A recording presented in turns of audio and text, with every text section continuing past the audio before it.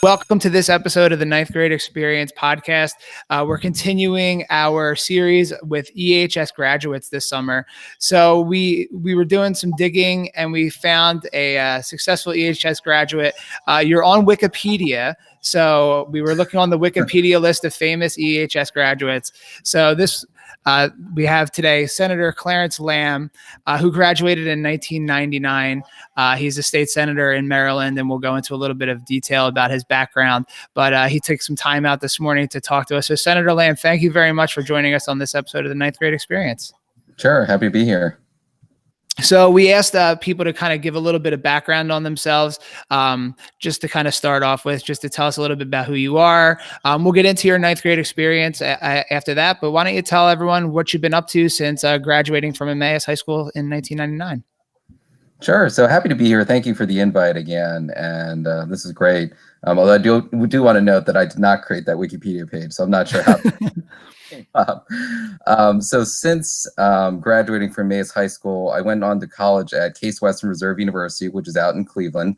I double majored in biology and political science, and then came to Maryland for medical school at the University of Maryland at Baltimore. And then after medical school, you actually have to do some additional training called residency training to be able to specialize in a particular field. And so I did my residency training at Johns Hopkins and then stayed on as a faculty member where I am now. And then you were able to get yourself, you were involved in state politics as a representative, and now currently serving as a senator. And we'll get into how that kind of progression from biology and political science turned into a career in politics. And you're still a practicing physician at Johns Hopkins, which is pretty cool. But when we always get a new guest on, the first question we always ask them, no matter where they're at, what age, all the other stuff, is what was their ninth grade experience like? So we were talking before we started recording about what your ninth grade experience kind of was like. You were trying to remember because you would have started ninth grade in 1995, which is the same year that I started ninth grade as well too. So we're trying to remember back a pretty far way here. So why don't you let everyone know what your ninth grade experience was like not even at Emmaus High School at the time, because you were still at the Emmaus Junior High you were talking about. Right. So at the time, I was in Emmaus Junior High, which now I guess has been absorbed and is now part of the high school.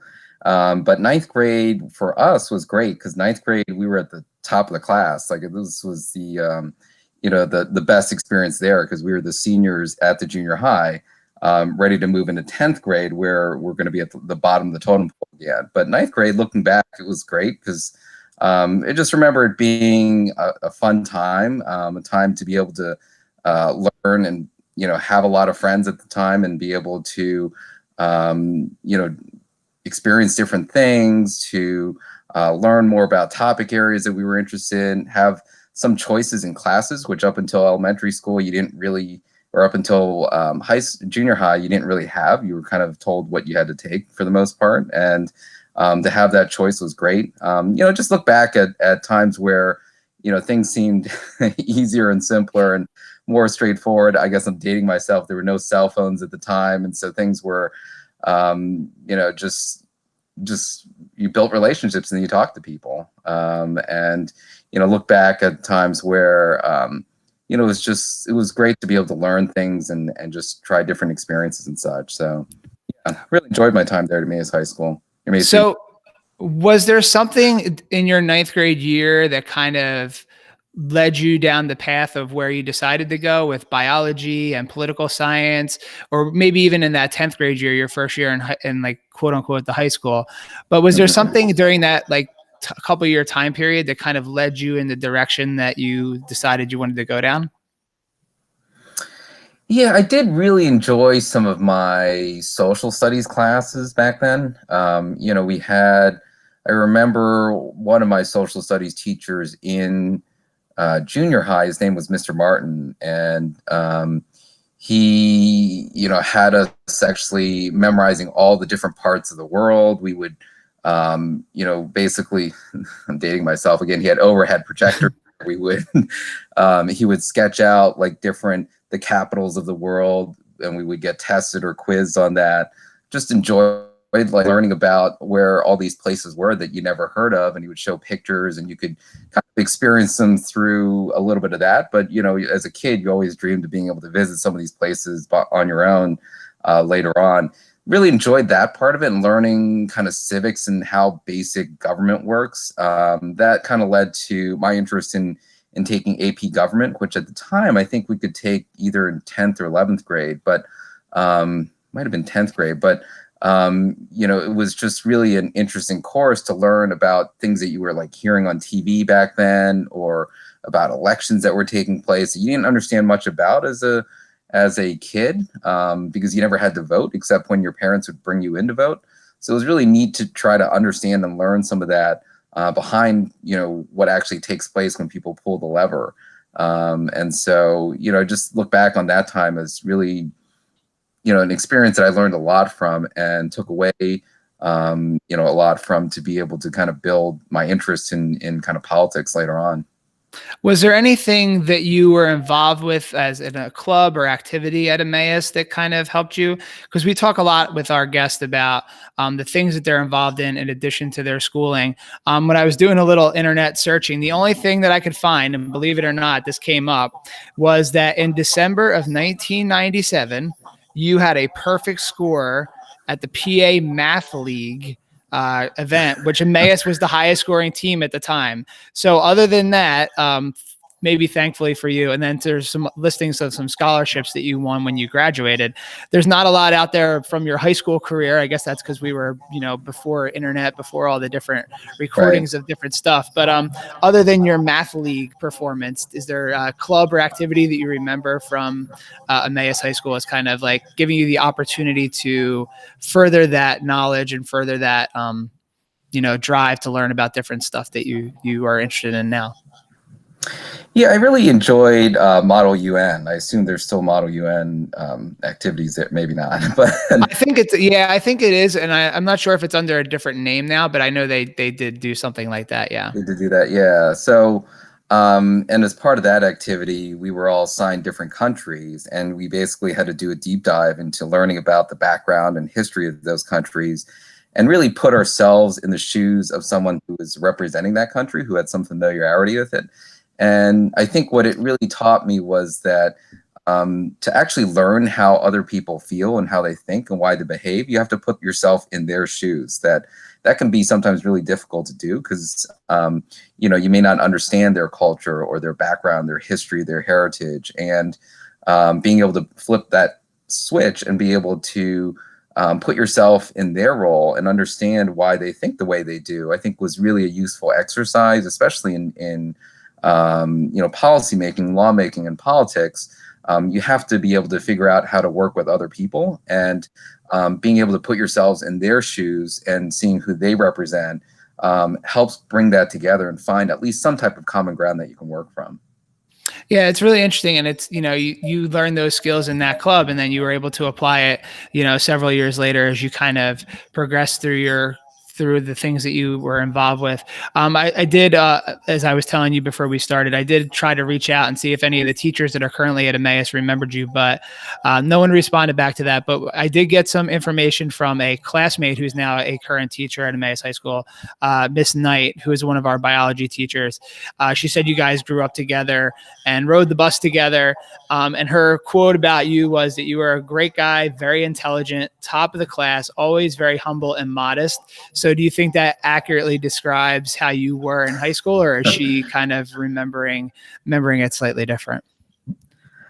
I think she's right, although obviously I have a bias, but I think she's right. It was, and we kind of grew up in the same neighborhood together, so it was really interesting to see that she has really stuck around and also has helped training the next generation of students there at Emmaus. It's really great to see people that continue to make an impact on those who are growing up, and students as they go on to do things later on too. So credit to her and appreciate that. That's I think that's accurate, but I'm too to really expound on that very much. So looking at where you went after your time in Emmaus, you went on, you graduated with a double major undergraduate. Then you went to medical school. You're at Johns Hopkins.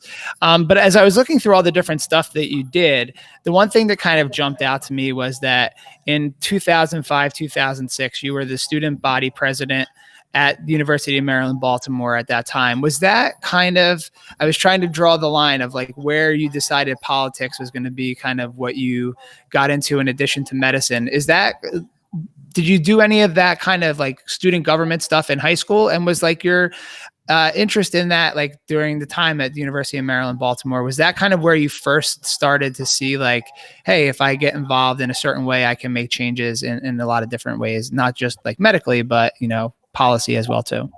Right.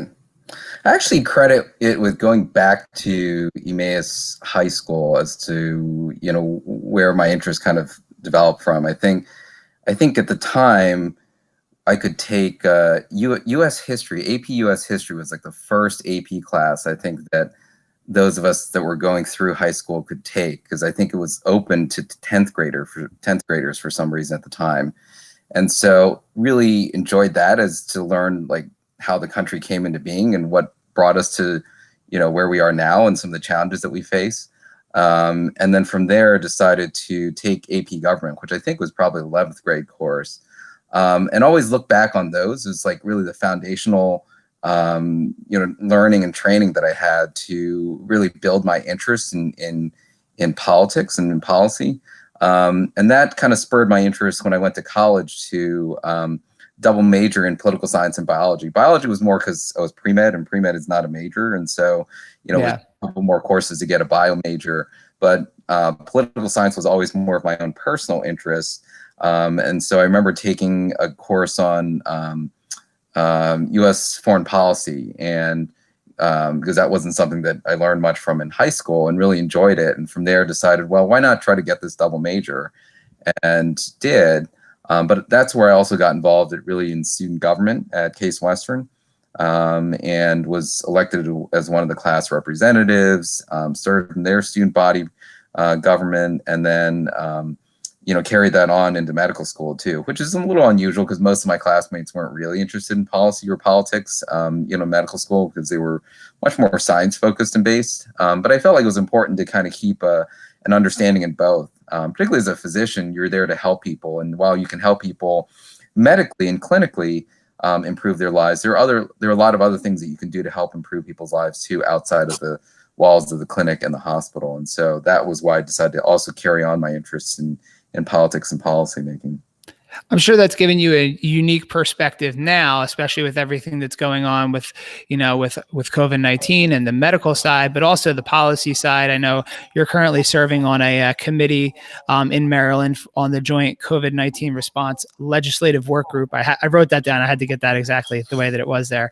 But how has that impacted like what your work is currently now? Like, I'm sure having that medical knowledge and having that policy background has been pretty influential for you to be able to be a voice of reason in the state of Maryland right now.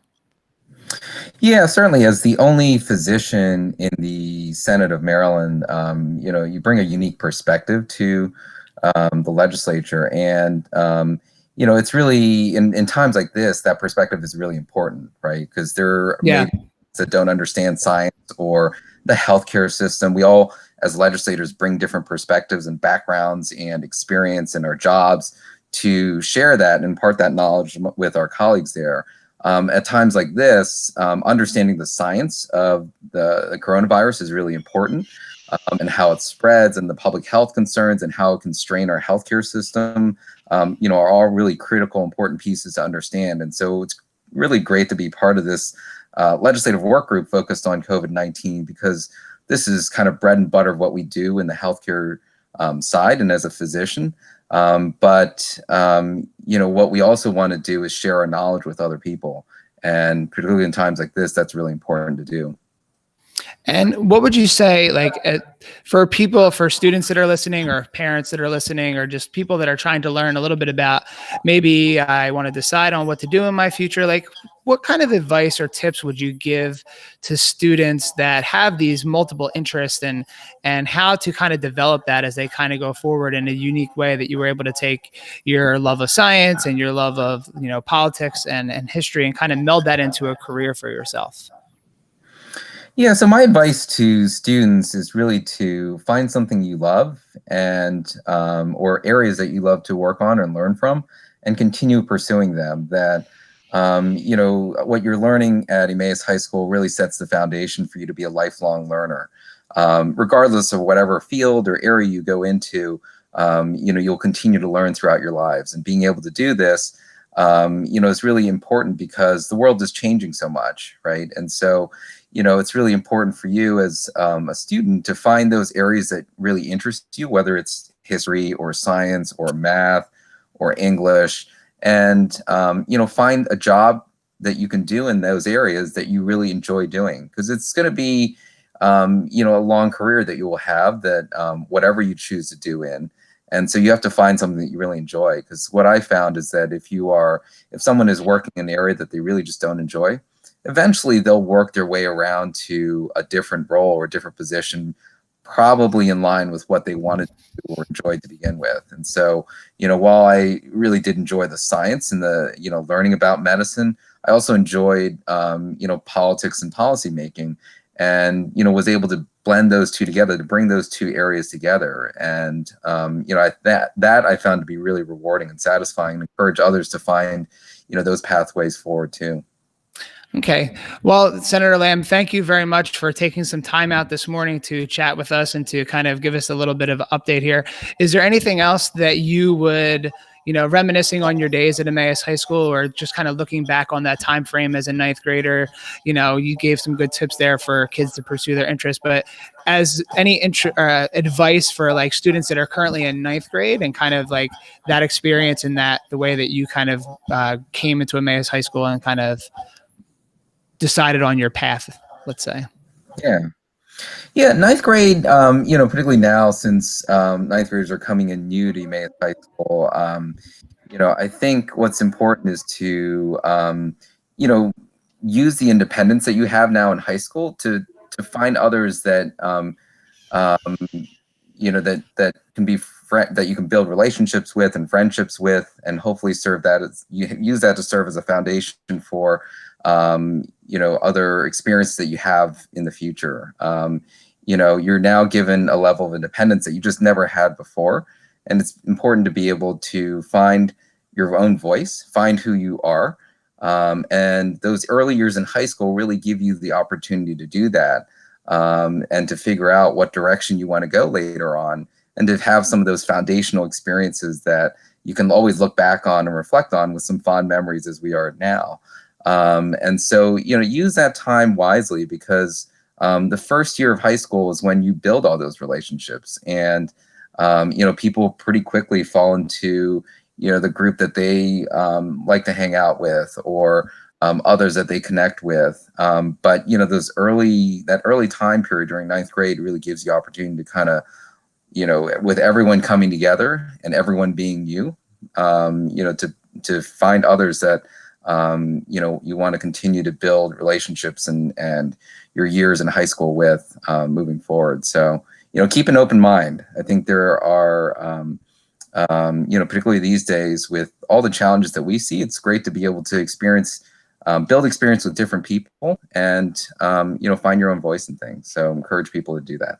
Well, thank you very much, Senator, for joining us this morning. I hope you enjoyed reminiscing and thinking back to your time at Emmaus High School.